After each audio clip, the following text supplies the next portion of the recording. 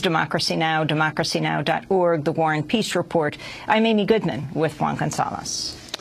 For more on the new Pope, we turn now to one of Argentina's leading investigative journalists, Horacio Verbitzski, who has written extensively about the career of Cardinal Bergoglio and his actions during the military dictatorship that ruled Argentina from 1976 to 1983. During that time, up to 30,000 people were kidnapped and killed. A 2005 lawsuit accused Jorge Bergoglio of being connected to the 1976 kidnappings of two Jesuit priests, Orlando Jorio and Francisco Jalix. The lawsuit was filed after the publication of Verbitzski's book, The Silence, From Paul VI to Bergoglio, The Secret Relations Between the Church and the ESMA. ESMA refers to the former Navy school that was turned into a detention center where people were tortured by the military dictatorship. The new Pope has denied the charges. He twice invoked his right under Argentine law to refuse to appear in open court to testify about the allegations.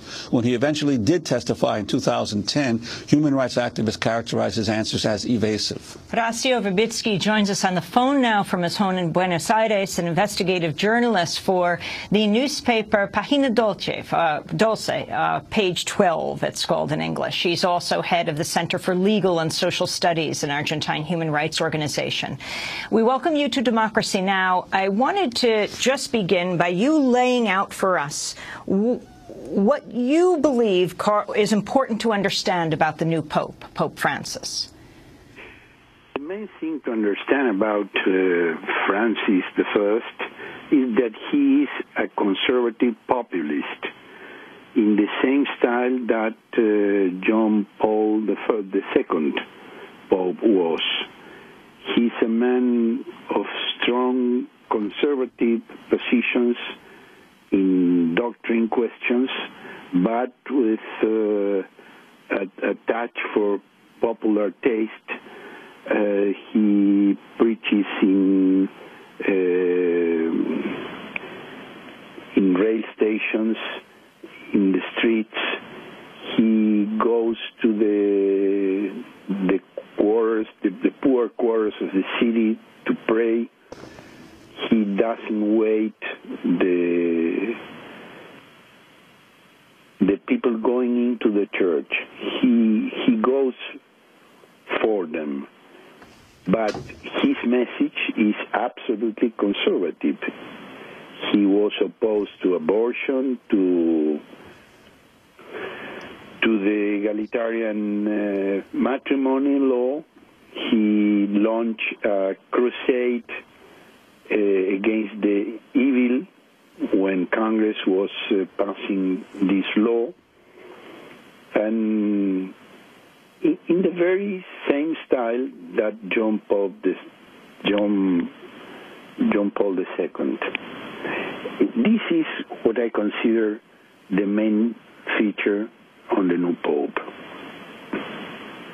Well, now, Horacio Verbitzski, that would be true of many of the cardinals elevated during the period of John Paul and now also of Benedict XVI, this basic conservatism. But in the case of Bergoglio, there's also the issue, as you have documented, and several other journalists in Argentina, of his particular role or accusations about his involvement in the dirty wars in Argentina. Could you talk about that and some of the things that, because you've been a leading investigative reporter uncovering the relations between the church and the government in terms of the dirty wars? Of course. He was accused by two Jesuit priests of having surrendered them to the military. They were a group of Jesuits that were under Bergoglio direction. He was the Provincial Superior of the Order in Argentina, being very, very young. He was the younger provincial Jesuit in history. At 36 years, he was provincial.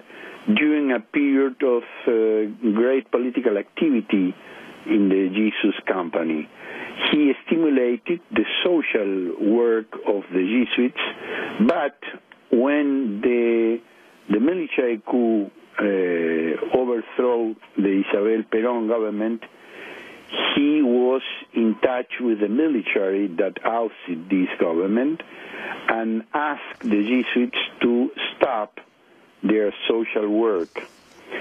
And when they refused to do it, he stopped protecting them, and he let the military know that they were not more inside the protection of the Jesus company, and they were kidnapped. And they accused him for this deed. He denies this. He said to me that he tried to get them free, that he talked with former dictator Videla and with former dictator Macera to have them free. And during a long period, I heard the two versions. The version of the two kidnapped priests that were released after 6 months of torture and captivity, and the version of Bergoglio. This was an issue divisive in the human rights movement to which I belong, because the president founding of CELS, Center for Legal and Social Studies, Emilio Mignone, said that Bergoglio was accomplice of the military. And a lawyer of the CELS, Alicia Oliveira, that was a friend of Bergoglio, tell the other part of the story, that Bergoglio helped them.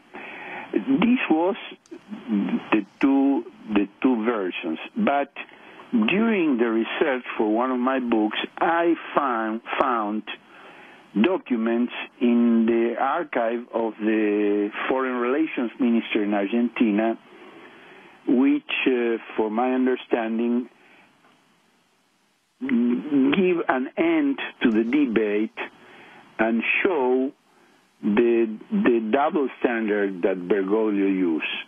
The first document is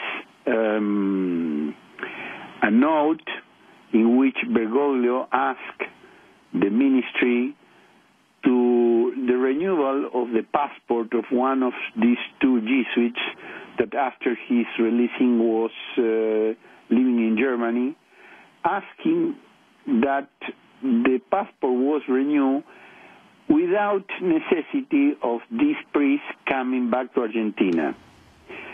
The second document is a note from the officer that received the petition recommending to his superior, the minister, the refusal of the renewal of the passport. And the third document is a note from the same officer telling that this priest has links with subversion.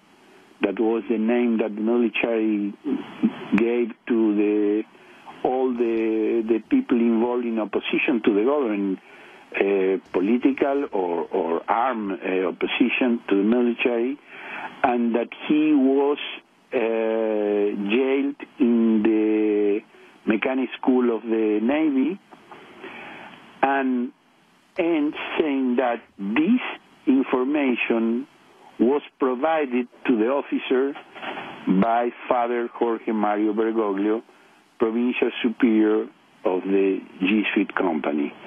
This means, to my understanding, a double standard. He asked the passport given to the priest in a formal note with his signature, but under the table he said the opposite and repeated the accusations that produced the kidnapping of this priest. And these priests, can you explain, Horacio, what happened to these two priests, to Orlando Iorio and Francisco Helix? Yes. Orlando, after his releasing, went to Rome. How were they found? Sorry? Sorry? How were they found? In what condition were they? What had happened to them? Well, he was released, both of them were released, dragged, confused, transported by helicopter to in the outskirts of Buenos Aires, were abandoned as left by a drag in very bad condition. They were tortured, they were interrogated. One of the interrogators had extraordinary knowings about theological questions that induced one of them, Orlando Llorio, to think that the own Provincial Bergoglio has been involved in this interrogatory. He said that Bergoglio himself had been part of the his own interrogation, this Jesuit priest?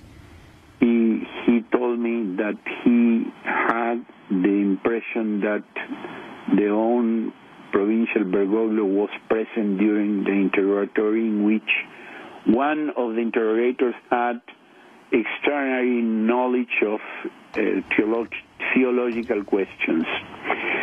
And when released, he went to Rome. He lived several years in Rome.